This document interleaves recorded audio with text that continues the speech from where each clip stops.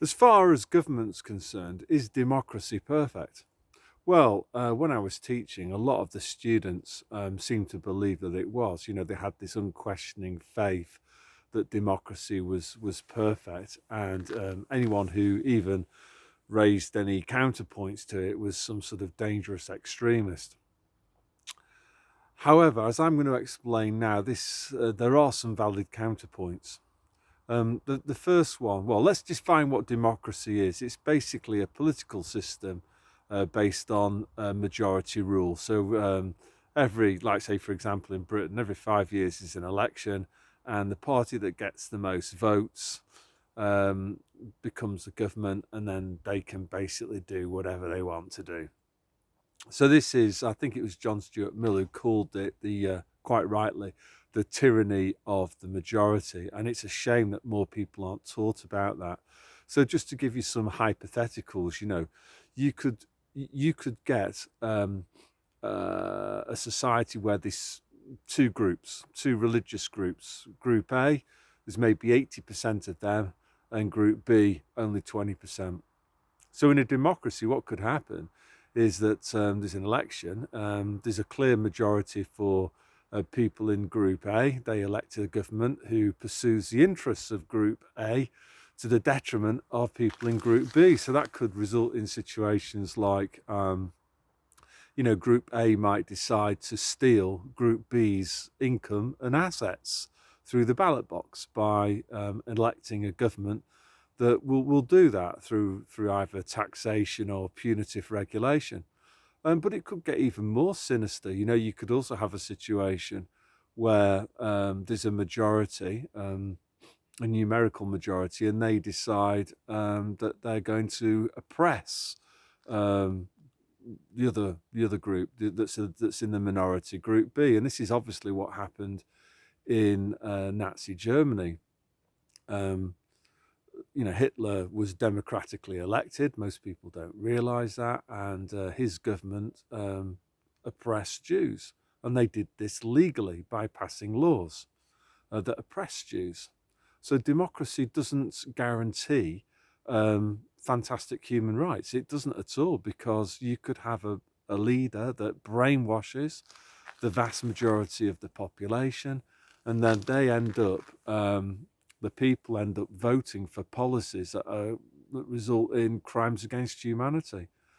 Um, in the near future, it may well be that people decide to vote because I don't know, maybe they've been subject to a massive propaganda campaign, and they think that the only way out of this to keep us all safe is that basic human rights like the right to bodily autonomy has got to be scrapped because we're in this emergency.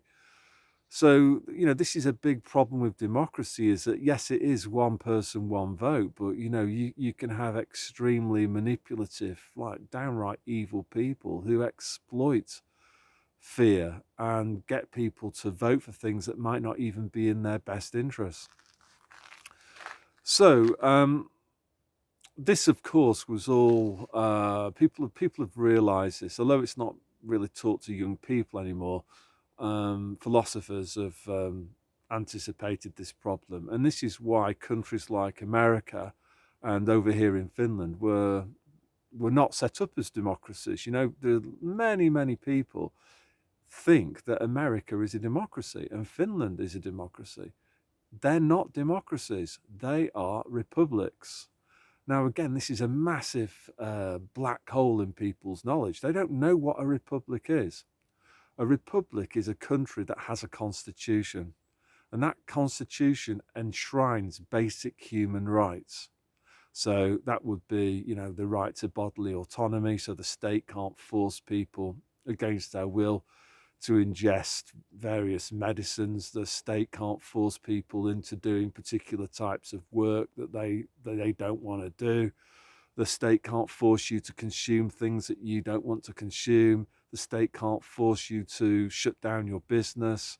Um, a good constitution will enshrine basic private property rights. So the thing about a constitution is that if you have one, it doesn't really matter what goes on at the ballot box. You could have the majority who are complete and utter morons, who are sheep, who can be hoodwinked, in the way that Adolf Hitler hoodwinked Germans. It doesn't matter. If you have a cast iron hard constitution, that limits the power of elected politicians. It tempers democracy. So you don't have this situation where democracy results in a majority tyrannizing a minority. And this is really, really super important. Now, unfortunately, what's happening at the moment is that politicians are trying to get, I would call them extremists, opportunists, would-be dictators, are trying to pass emergency laws that undermine these basic human rights that are set out in their country's constitution. And this is happening, sadly. There's a lot of emergency laws being passed, particularly in Germany, and in Scandinavian Nordic countries as well. There are some politicians who are trying to trash the basic human rights set out in the constitution by passing emergency laws. Of course, Adolf Hitler did the same thing. Germany had a constitution, but it didn't act as a restraining force, because Hitler was able to pass these emergency laws that overrode the constitution. So what I'm trying to get at here is, as a Brit, is I think this is all going to be over. I think now, with the footballers, the attempt to establish the Soviet Union is going to fail. The people that want authoritarianism, they're going to face a lot of pushback. And I think looking forward into the future, the likes of Britain is going to have to establish a cast iron constitution. And also within that constitution, there's going to have to be a clause in it whereby, if any politician tries to pass emergency laws that are designed to dilute the constitution, that is a criminal offence, and they must be arrested immediately. One last thing on constitutions, and again, this makes me laugh thinking back to it. But the private school that I used to teach at back in Guildford in Surrey, there was, and teachers would encourage it too. They would sort of say, "Oh, these stupid Americans, they have this right to bear arms. They're stupid cowboys," But actually, there's a very, very solid reason for America's Second Amendment. And America's founding fathers understood that it was an ultimate in an insurance policy against a would-be dictator who was democratically elected, wanting to seize the levers of power and not let them go again. By arming citizens, it was the insurance policy against a government, a democratically elected government going rogue. So this also needs to be a lesson that we observe and take heed of going forward. I know if people are armed, there might be people with mental health issues who unfortunately kill people. But in my opinion, that would be a price that would be well worth paying to ensure that nothing like this ever happens again. We must prevent democratically elected politicians from passing laws that trash basic human rights.